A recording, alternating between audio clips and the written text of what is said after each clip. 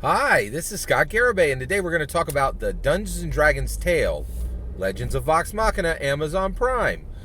Spoilers for Legends of Vox Machina, Amazon Prime, episodes 1 through 6 in this content. Today, specifically, I'm going to tell you what the best moment of Legends of Vox Machina, Season 1, Episode 2 is. All right, let's get into this, right? So, what is the best moment of Legends of Vox Machina, Amazon Prime, Season 1, Episode 2. Here you go. I'm going to give you the moment, but I just want to tell you, I think this is my favorite moment of all 6 episodes that are out right now. By the way, I'm doing this content on week 2. This is like super fresh. I just finished the episodes yesterday. I'm so excited and just wonderfully basking in the glow of Dungeons & Dragons tale, Legends of Vox Machina, Amazon Prime. I'm just loving it. It's so good, right? It's really nice, right? So here's the best moment in Season 1, Episode 2. In my opinion, the best moment in the first 6 episodes. It's truly incredible. All right, so what is it? So it's okay. So let's work our way to it. So basically, the team is, they know Brimscythe is this horrible dragon that is plaguing the countryside of Iman, okay, which is in Taladore. And so you have this situation going on, and basically you have this whole situation going on in Iman, and basically they're determining, they know they need to take out this you know what, I think they found out in episode 1 that this was a blue dragon, ancient blue dragon, right? So they know what the threat is. I don't think they know the creature's name, but it's Brimscythe, right? Yeah. So Brimscythe, they're trying to figure out the mystery of Brimscythe, right? So Scanlan and Grog get together, and they skulk after Lord Fence, right? So Sir Fence, excuse me. So Sir Fence is specifically in Sovereign Uriel's court. He's a member of the court, right? So he's Sir Fence, he's a member of the court, and he looks super sus, right? What race is he? Who knows, right? Like, the biggest thing is he looks like a half ghoul. He looks like a functioning ghoul, right? Like, and so he looks super sus. He looks like, oh, this guy's somebody's henchman, right? Now, the reality is that's wrong. Like, Sir Fence is a very dedicated, he's a very dedicated member of Sovereign Uriel's court, and he is totally innocent and does not mean anyone harm, right? Like, but Critical Role is 100% wrong. I love this aspect of it. So one of the things, I could not watch through like 4-hour, like, if you were to watch through the web version of this, it was literally 100 plus hours. Like, it was a very, very long, right? But this, because it's modern animation, moves incredibly fast, and it's really sold me on a lot of the Critical Role characters, and by the moment, I'm having more goodwill attached to me for Critical Role and for and even for the Critical Role actors, specifically Laura Bailey, Liam O'Brien, Travis Willingham, and Ashley Johnson. Right? I'm really coming to see their specific value, right, like that they're bringing. So I'm starting to change my mind on this. This show is just totally winning me over. I'm just so thrilled at everything Matthew Mercer is doing for Dungeons & Dragons right now, right? I'm just really thrilled with it, right? So, okay. So basically Sir Fence, and this is great because what's happening with Sir Fence, right, is what's specifically happening with Sir Fence is really funny, because it's it's really crazy. They think he's the guilty party. It's actually General Krieg, who is David Tennant, right? Voiced by David Tennant, literally the Doctor Who, right? And it's really wonderful to see how they actually parse this out. And so Sir Fence, I love how in Dungeons and Dragons, the Dungeon Master, there's so many elements of every genre in a good Dungeons and Dragons story, right? In a Dungeons and Dragons story, and Matthew Mercer is showing this, we can have all of the genres. We can have romance, we can have comedy, we can have espionage, we can have action, we can have a mystery, right? And this is a mystery. It's a mystery. And I do this in my campaigns. I'm like, campaign mystery. You solved it, or you got a clue, right? And I'm like just very directly telling my players, hey, there's this mystery, and you need to solve the mystery. You know, what's happening here, right? And a lot of my players are like, ooh, you know, writing down notes and stuff. And it's really wonderful just to see mystery, which is this great genre, just as a single diamond on the crown of Dungeons & Dragons. Like, you know, we just do so much in every story, and that's one of the things I loved about this moment in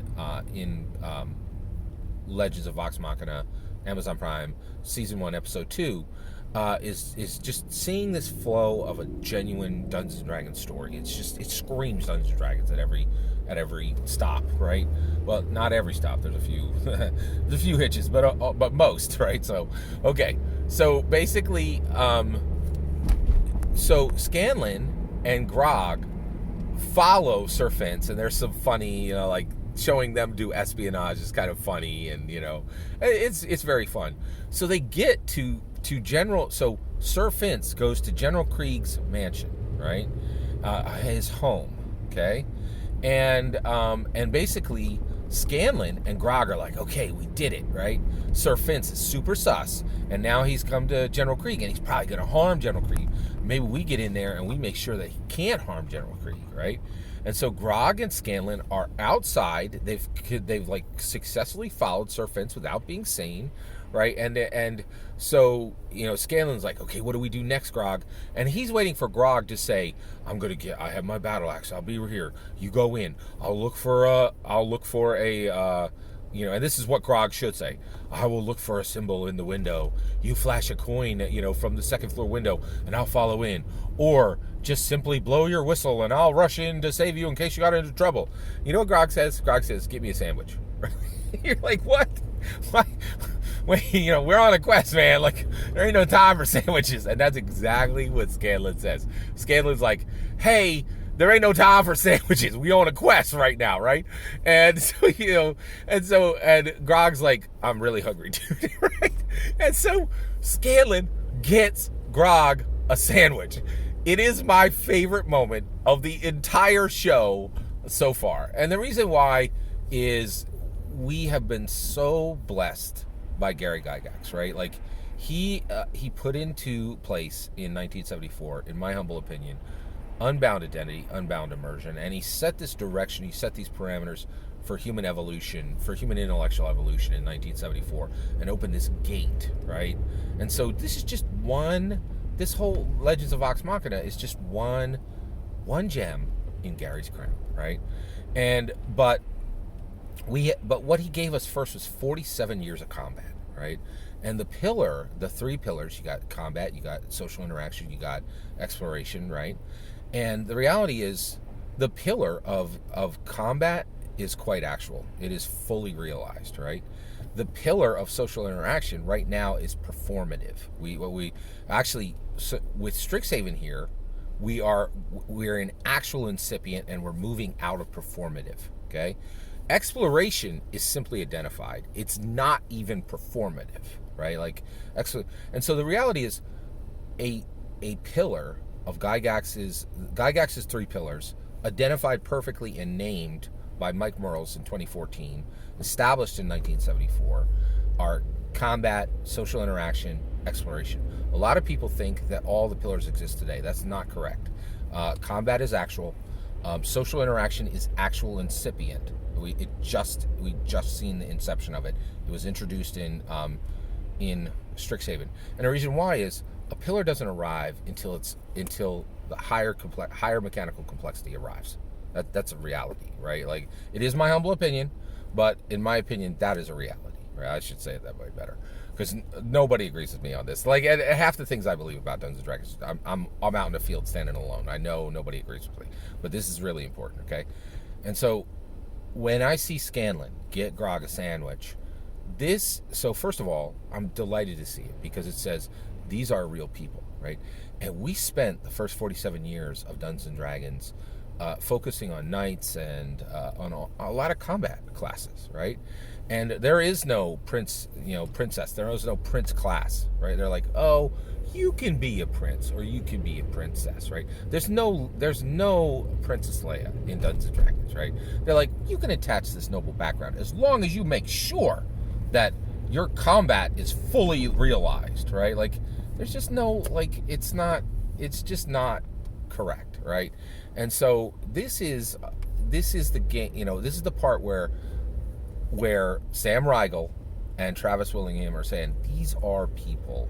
And Sam Riegel's saying, my character is going to get a sandwich for Travis Willingham's, and every single thing says that this shouldn't happen, right? Like, they're on a quest. Like, this is no time for sandwiches, right? But Scanlan goes in, he makes a sandwich, and he brings it out to Grog. And it binds them together.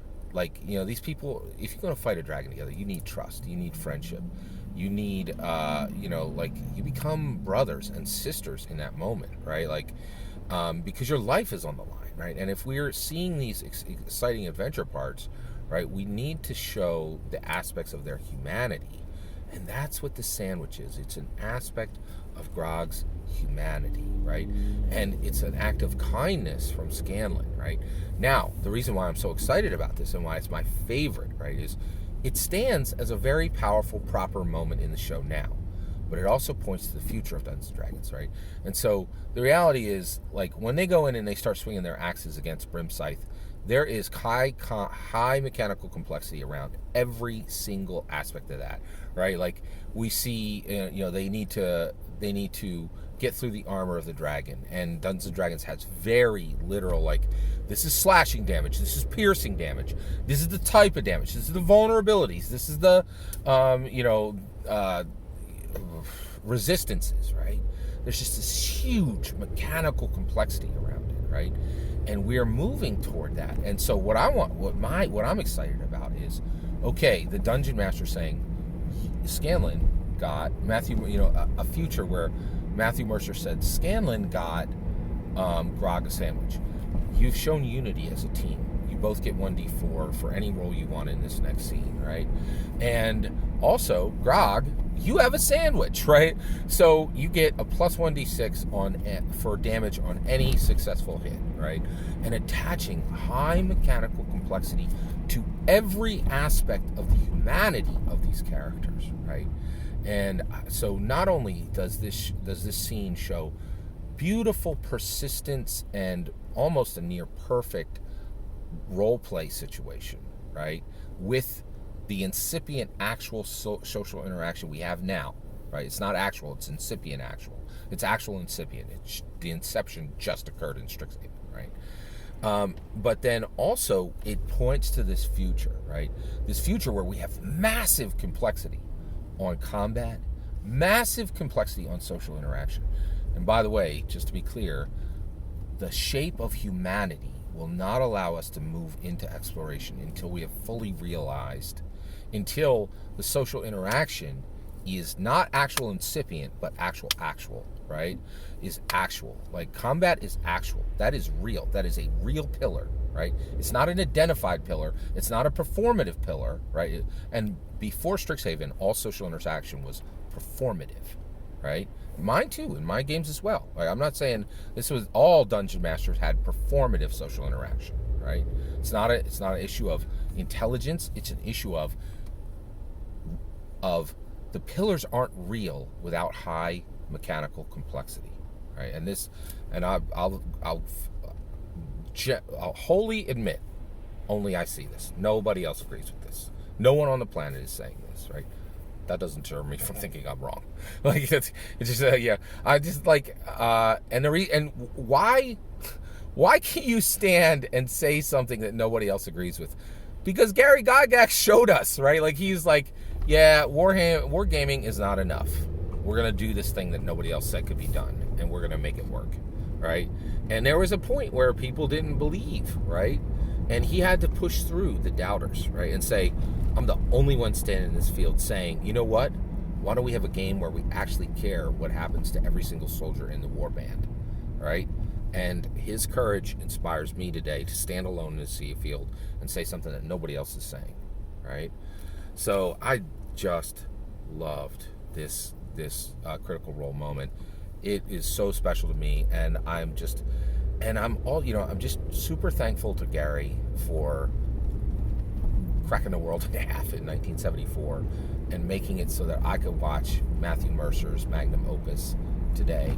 And I'm super thankful to Matthew Mercer for showing respect and kindness and honoring Gary Gygax by making the best Dungeons and Dragons story that's been told since 1986, since Gygax's Hollywood Saturday morning cartoon. I'm just really, really thankful to Mercer. I'm really, really thankful to Gary Gygax, and I'm really thankful to you to let me share my favorite moments and have patience with my opinions that nobody else agrees with. All that's my opinion. What do you think? What do you think was the best moment in episode 1, in season 1, episode 2? Also, what do you think is the best moment so far in all 6 episodes that are up? I'm also curious, what do you guys think of this getting 3 episodes per week and not getting a Netflix dump? I do think it was a good idea, but I'd love to hear your thoughts. Let me know in the comments below. Please consider liking and subscribing, and have a wonderful millennium.